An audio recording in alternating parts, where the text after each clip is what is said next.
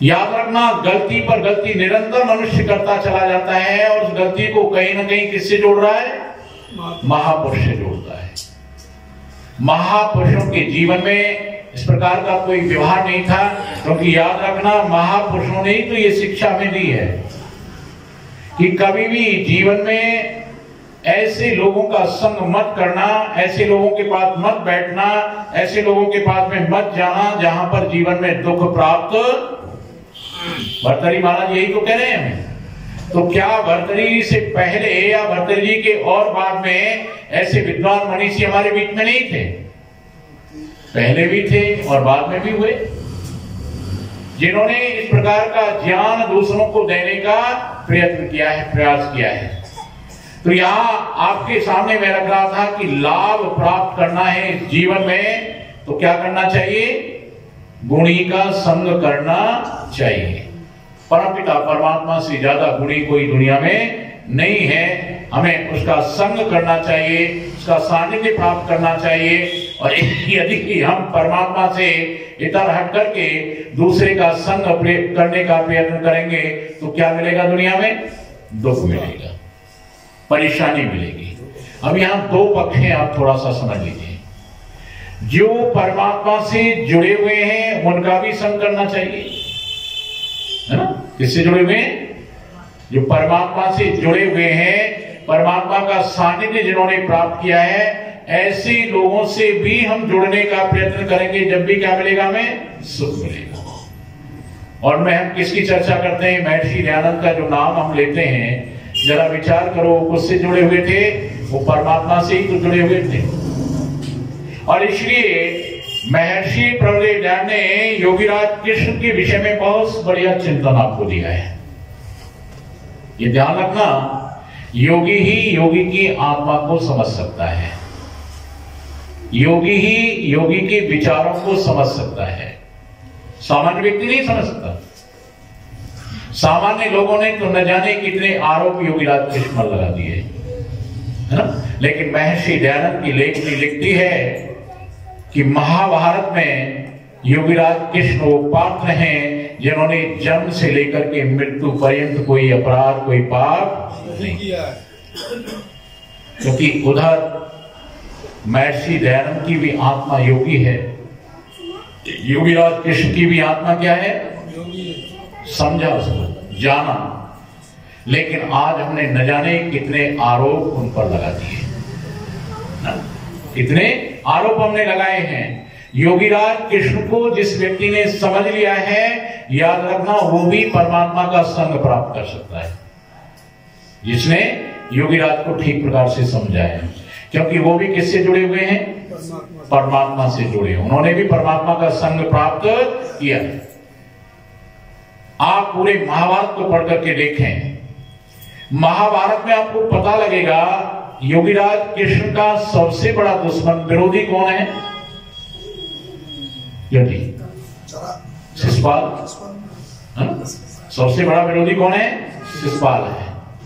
और शिशुपाल ने कितनी गाली दी है योगीराज कृष्ण को? विचार करो, 100 गाली देना ही चाहता था ना? 100 गाली तो माफ कर दी, 101 भी देना चाहता था, उसी समय गर्दन काट दी गई। सुना जरा, कितनी गाली दी? 100 गाली दे चुका था। लेकिन उस 100 गालियों को आप महाभारत में पढ़ करके देखें तो एक भी गाली चरित्र पर नहीं है, समझना जरा, एक भी गाली चरित्र की ओर इशारा नहीं कर रही है। इसका चरित्र खराब था। लेकिन आज हमने क्या बना दिया है इसको? जो सबसे बड़ा दुश्मन, जो सबसे बड़ा शत्रु था, वो एक भी बार अपने मुंह से ये नहीं कह पाया कि योगीराज कृष्ण का चरित्र खराब है। और याद रखना, हमने आज उसके नाम पर न जाने कितने कितने लांछन। सुनो, तो यहां पर मैं आपसे कह रहा था कि केवल मात्र परमात्मा गुणी है या परमात्मा का सानिध्य जिन्होंने प्राप्त कर लिया है, परमात्मा के नजदीक जो पहुंच गए हैं, परमात्मा का साक्षात्कार जिनको हो गया है, उनका संग करेंगे तो आपके जीवन में भी लाभ मिलेगा। दूसरी बात मैं कह रहा था कि जो व्यक्ति गलत रास्ते पर जा रहे हैं उनका कभी भी संग नहीं करना चाहिए। क्या सीखेंगे वहां से हम? बुराई ही बुराई सीखेंगे, बुराई ही बुराई प्राप्त होगी। तीसरी बात यहाँ पर भर्तृहरि महाराज कहते हैं का हानि। समझना जरा, हानि क्या है? तो भर्तृहरि महाराज ने हानि आपके बीच में, हमारा मकान गिर गया, मकान टूट गया, ये नहीं गिनाई। बच्चे की मृत्यु हो गई, पत्नी मर गई, पति मर गया, ये हानि नहीं गिनाई है। क्योंकि याद रखना, ये तो हमारे संस्कारों का एक संयोग है। कितने दिन तक एक दूसरे से मेल रहता है, सानिध्य रहता है, ये किसके अनुसार है? हमारे कर्मानुसार है। लेकिन भर्तृहरि महाराज कहते हैं का हानि, दुनिया में हानि क्या है, जिस हानि को हमें समझने का प्रयत्न करना चाहिए। तो कहते हैं समच्युति, समय का चूकना। समझना जरा गहराई से, समय को चूक। एक विद्यार्थी का समय पढ़ाई का है, पढ़ने का है। याद रखना, यदि वो समय को चूक गया तो वो लोग जीवन में कुछ कर पाएगा क्या? फिर तो अपने परिवारों में अपने बच्चों को, आगे आने वाली पीढ़ी को कहेगा कि यदि हम ऐसी गलती न करते तो आज कहीं और होते। क्यों जी? हम अनपढ़ रह गए, पढ़ नहीं पाए, हमने ध्यान नहीं दिया उसको, तो वो गलती हुई कि नहीं हुई? याद रखना, आज यदि हम संतान के निर्माण में चूक गए तो पछताना पड़ेगा। तो समय की कीमत को समझ लेता है जो व्यक्ति, समय के महत्व को जो समझ लेता है व्यक्ति, याद रखना उसको कभी भी पछताना नहीं। महाभारत में भी आपने देखा होगा, जिस समय अर्जुन और कर्ण आमने सामने पर हैं, समझना थोड़ा सा, कर्ण और अर्जुन कहां पर है? आमने सामने पर है। कर्ण की रथ का पहिया जमीन में धंस गया। मामा शल्य से निवेदन किया, मामा शल्य ने इनकार कर दिया। स्वयं कर्ण रथ से उतर करके जमीन पर आया पहिया निकालने के लिए, और योगीराज कृष्ण क्या कह रहे हैं अर्जुन को? समय, ये मौका है, ये समय है, इसको चूकना मत। ये समय चूक गया तो ये समय तेरे हाथ आने वाला नहीं। याद रखना, कर्ण ने वहीं से दुहाई दी कि ये धर्म युद्ध है, निहत्थे पर वार करना क्षत्रिय का धर्म नहीं है। अर्जुन ने स्वीकार कर लिया कि मैं निहत्थे पर वार नहीं करूंगा। लेकिन याद रखना, योगीराज कृष्ण क्या सहन कर पाए इस बात को? योगीराज कृष्ण विचार कर रहे हैं, ये मौके को चूक रहा है, ये मौका इसके हाथ से निकल रहा है और ये दोबारा हाथ आने वाला नहीं है। तो याद रखना, अब अर्जुन को संबोधित नहीं कर रहे हैं, किसको कर रहे हैं? कर्ण को संबोधित कर रहे हैं। और क्या कर रहे हैं? कर्ण, तुझे आज धर्म याद आ गया, धर्म का बोध हो गया, धर्म की जानकारी हो गई। आपको पहले तो कभी धर्म याद नहीं आया, और घटना लाते हैं उठा करके, जरा विचार करना, क्या कहते हैं? जिस दिन भीम को जहर देकर के नदी में फेंका था उस दिन धर्म याद नहीं था, उस दिन तुम धर्म को भूल गए। कहता है 5 पुत्रों के साथ कुंती को लाक्षा गृह में जलाने की जब योजना बनाई थी, उस दिन भी तुम्हें धर्म याद नहीं था, वहां भी तुमने धर्म को छोड़ दिया, लेकिन अभी कोई लाभ नहीं मिला। एक और घटना लाए उठा करके, कहते हैं भरी सभा में जब द्रौपदी की लाज लुट रही थी तो कर्ण, जब भी तो तुम वहीं मौजूद थे, उस समय भी तुम्हें धर्म याद नहीं था, अभी भी प्रभाव नहीं पड़ा अर्जुन पर। एक और घटना उठा लाए और क्या कहते हैं, अभी कल परसों की तो बात है, उस दिन भी तुम्हें धर्म याद नहीं था जब निहत्थे अभिमन्यु पर 7 महारथियों ने मिलकर के वार किया था। परिणाम क्या निकला उसका? अर्जुन को कहने की आवश्यकता नहीं पड़ी। अर्जुन का हाथ कहां चला गया? धनुष पर चला गया। उठाया, बाण छोड़ा। तो कहने का अभिप्राय है, जो व्यक्ति अपने जीवन में समय की भूल कर जाता है, समय को चूक जाता है, याद रखना उस समय आपके हाथ आने वाला नहीं। प्राय आपने देखा होगा ना, सवेरे भी एक चर्चा आई थी कि लोग जन्मदिन मनाते हैं, बड़े प्रसन्न होते हैं, बड़े खुश होते हैं कि हम इतने वर्ष के हो गए। क्यों जी? इतनी वर्ष चली गई या आपको मिल गई? चली गई ना, वो आप समय आपके हाथ आने वाला नहीं। इसलिए यहां पर महर्षि दयानंद ने भी एक चिंतन आपको दिया है कि समय की कीमत को समझते हुए आप जब भी आपकी समझ में आ जाए, वहीं से परमपिता परमात्मा की भक्ति में लग जाओ। ध्यान रखना, गुणी का संग हमें करना है तो हमें परमपिता परमात्मा की भक्ति का संकल्प, परमपिता परमात्मा की भक्ति उपासना का व्रत लेना ही चाहिए कि हम सुबह शाम बैठ करके इस परमपिता परमात्मा का चिंतन अवश्य ही करें। और जो व्यक्ति परमपिता परमात्मा के चिंतन में लगता है, याद रखना, जो अभी तक मैंने आपके बीच में चर्चा की थी, पश्चिम सर्वदा शतम, वो परमपिता परमात्मा की रचना को 100 वर्ष तक देख सकता है, जी सकता है। और केवल इतना ही नहीं, वो सुनेगा भी और साथ में उपदेश करेगा भी। किसका उपदेश करेगा? उस परमपिता परमात्मा के विषय में दूसरों को बताएगा। लेकिन एक और बात यहां पर कही है कि प्रभु, मैं 100 वर्ष तक दीन बन करके न जीऊं। क्योंकि ध्यान रखिए, बहुत सुंदर बात है।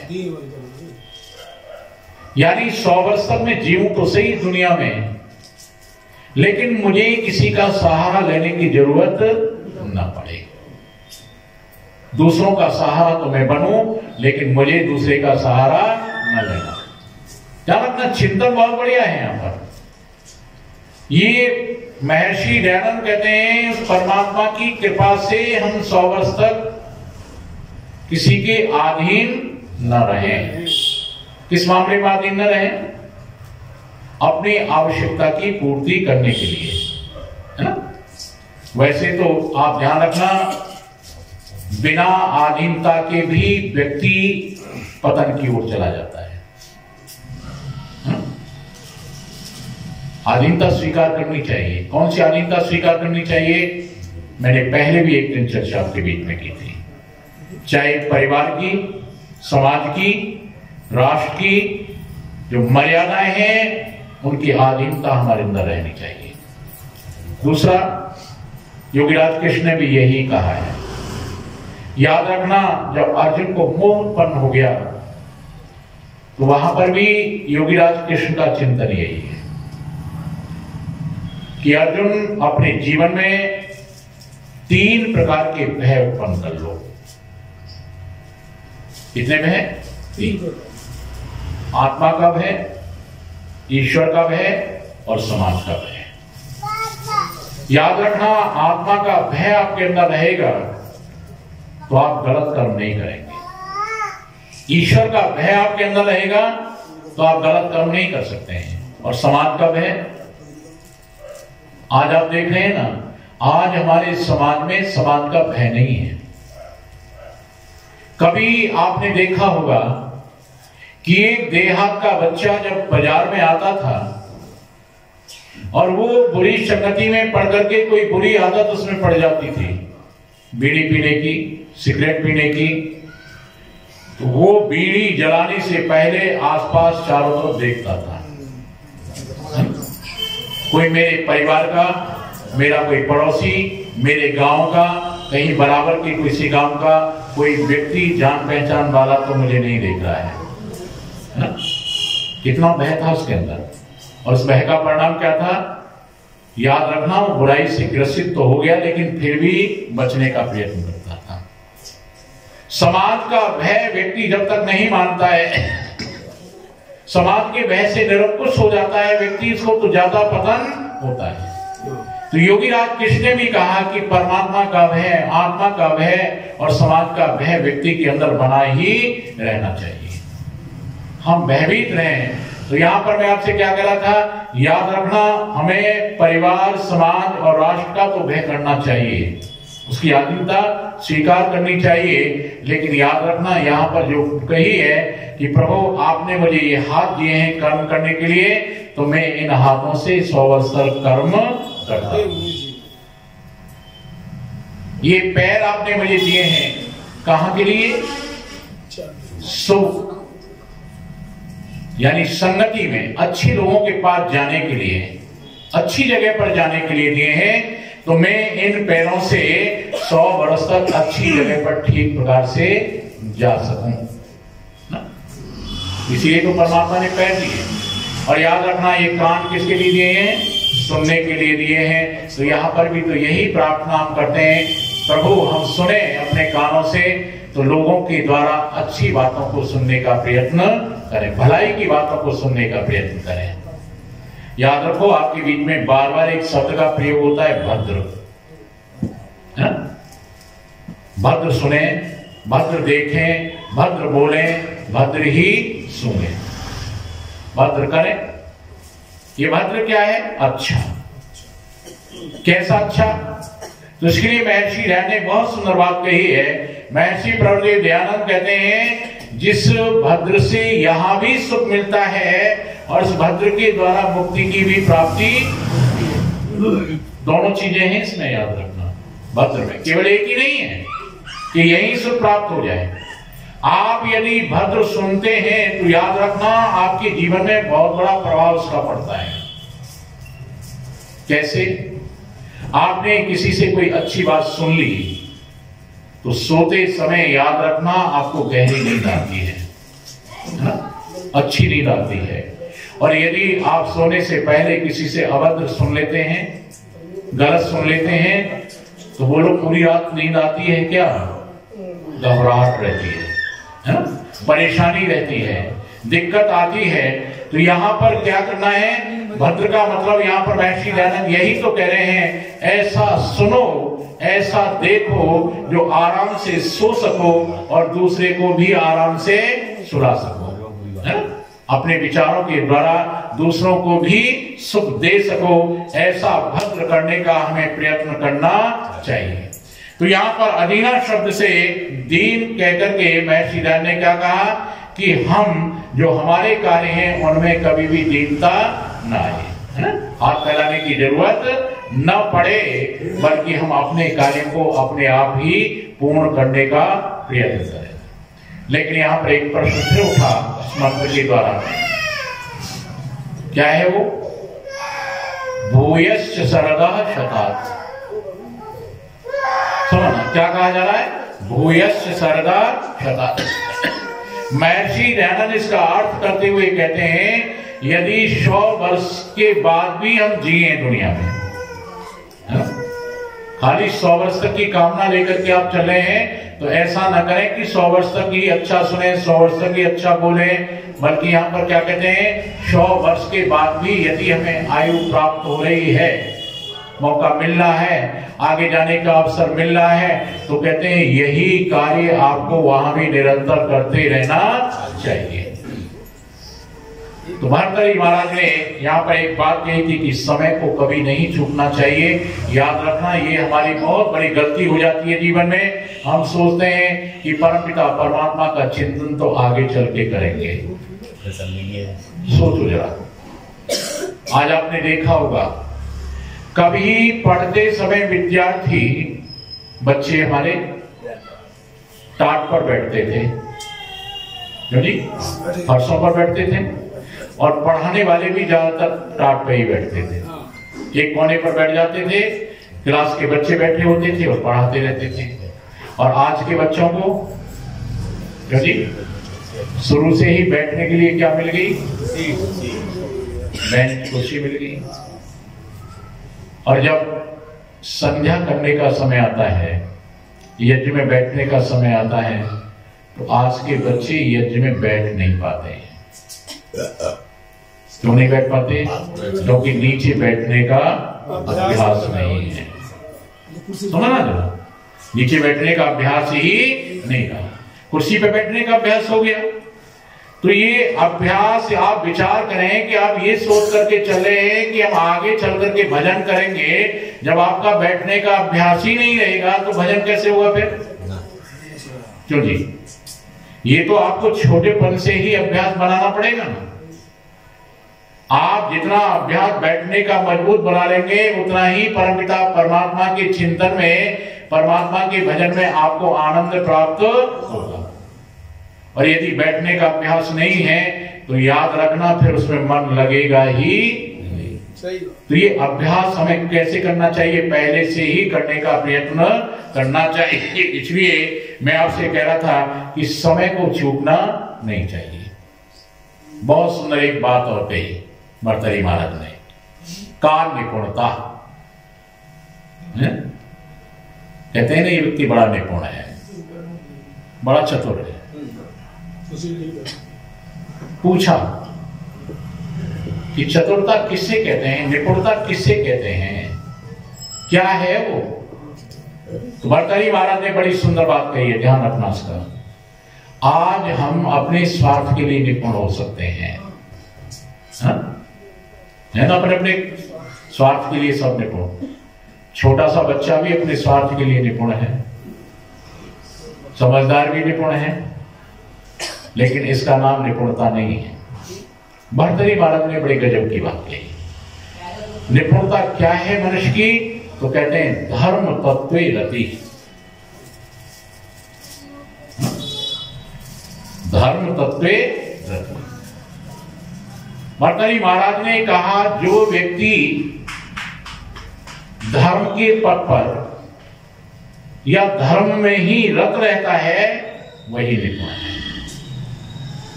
ध्यान रखना, जो धर्म के मार्ग पर चल रहा है, निरंतर धर्म के कार्यों में लगा हुआ है, उसी का चिंतन करता है, उसी का विचार करता है, कहते हैं वही व्यक्ति दुनिया में क्या है? निपुण है। और याद रखना, जो व्यक्ति धर्म को जानता है, धर्म के मार्ग पर चलता है, उसके अंदर किंचित मात्र भी कहीं स्वार्थ नहीं होता है। क्योंकि जो भी कार्य करता है वो कैसे करता है? निस्वार्थ भाव से करता है ना। और कल पंडित जी ने आपके बीच में बात रखी थी, ये यज्ञ भी तो आपको यही सिखाता है, क्या बनो? निस्वार्थी बनो, निस्वार्थ भावना से करो। जब भी तो हम पढ़ते हैं ना, जो कल बता रहे थे, इदम न मम,